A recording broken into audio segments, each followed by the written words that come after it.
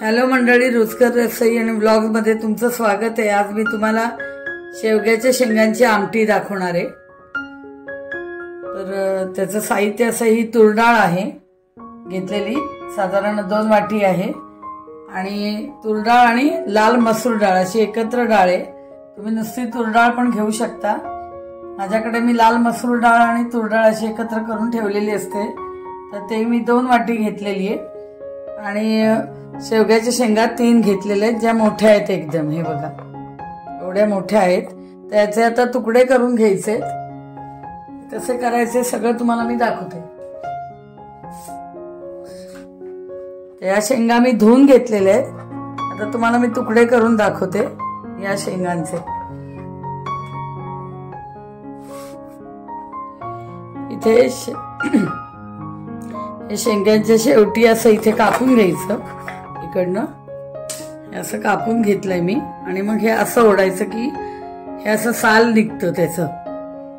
आता पुन्हा आपण साधारण बोटभर उंची लांबीचं आपण तुकडे करून घ्यायचे, असा कट मारायचा आणि हे असं ओढायचं, आणि हे बघा हे असं ओढून घ्यायचं की अशी साल निघते।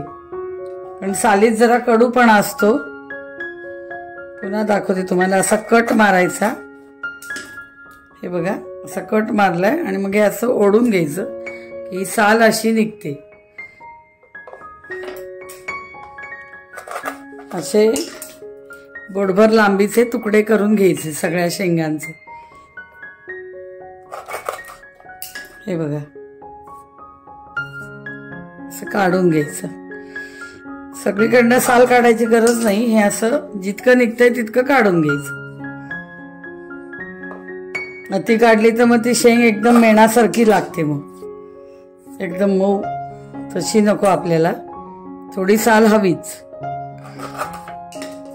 जेवढी अशी कट मारल्या निघते ही अशी काढून घ्यायची, आणि ह्याचंही शेवटचं टोक आपण घ्यायचं नाहीये। हे बघा शेंगांचं दोन्ही साईडची शेवटची टोकं घ्यायची नाही। तर अशा पद्धतीने हे मी तुकडे केले, बाकीच्या शेंगांचे मी तुकडे करून घेते। तर मी हे करून घेतलेले शेंगांचे तुकडे, आता आपल्याला हे कुकरमध्ये शिजायला ठेवायचे, आणि हे 50% शिजले पाहिजे, त्यामुळे मी फक्त 2च शिट्ट्या देणार आहे।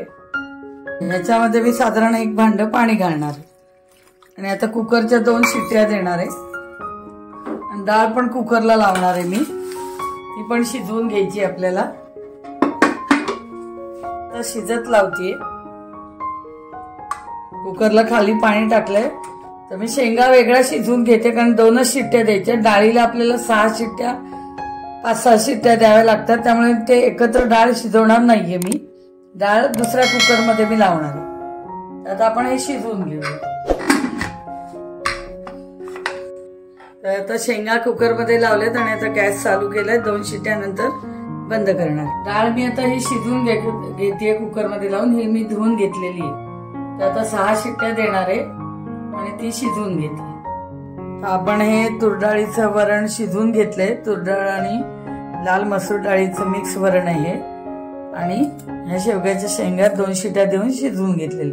आता ते शेवग्याच्या शेंगाची आता आपल्याला आमटी करायची। आता आपण तेल तापत ठेवलेलं आहे, आता आपलं तेल गरम झालंय,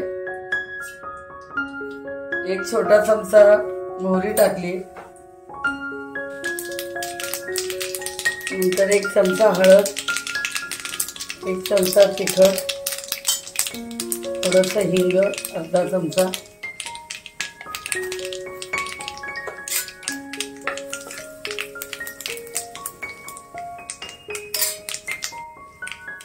आता हे वरण घालायचंय।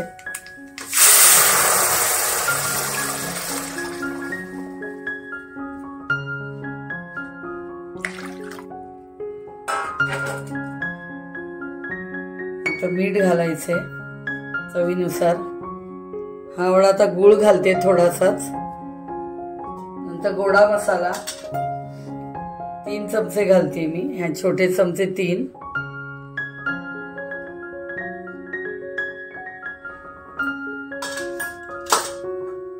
आणि 2 आमसुलाची सालं।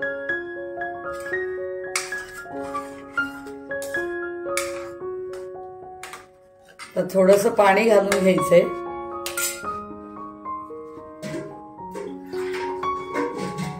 एक भांड पाणी घालते.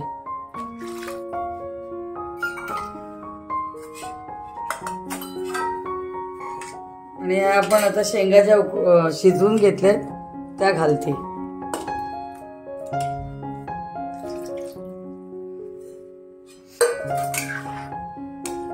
आणि आता चांगलं उकळून घ्यायची आपल्याला आमटी. चांगली खदखदून घ्यायची, चांगली उकळायची 5 मिनिटं. ही आपली आमटी तयार झाली. शेवग्याच्या शेंगाची आमटी तयार झाली. अतिशय ही सुरेख लागते, कारण शेवग्याच्या शेंगाचा वास त्या आमटीला लागल्यामुळे आमटी अतिशय टेस्टी होते. आता आमटी बघा उकळायला लागलेली आहे. चांगली 5-7 मिनिटं उकळून द्यायची. शेवग्याच्या शेंगामुळे आमटी जरा घट्ट होते.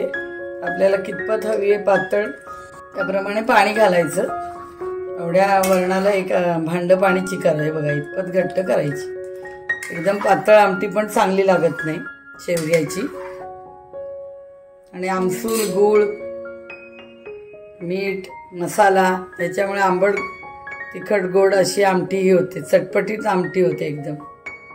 आंबट गोड तिखट आणि शेवग्याच्या शेंगाचा वास. आणि ही आमटी केल्यानंतर भात जास्ती खाल्ला जातो आणि तब्येतीला अतिशय शेवगा चांगला.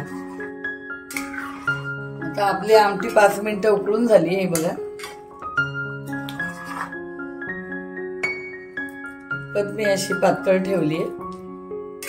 आणि आता गॅस बंद करते. सर्विंग बाउल मध्ये तुम्हाला मी काढून दाखवते. अशा प्रकारे मी तुम्हाला आमटी कशी करायची ती दाखवली. ही झटपट होणारी आमटी आहे, काही वेळ लागत नाही. शेवगा मात्र आधी शिजवून घ्या आणि तो 50% शिजवून घ्या. असं पातेलीत पाणी ठेवून डायरेक्ट पण आपण गॅसवर ठेवली विदाऊट कुकर तरी चालतं. झाकणी ठेवून शिजवून घ्यायचं बारीक गॅस ठेवून.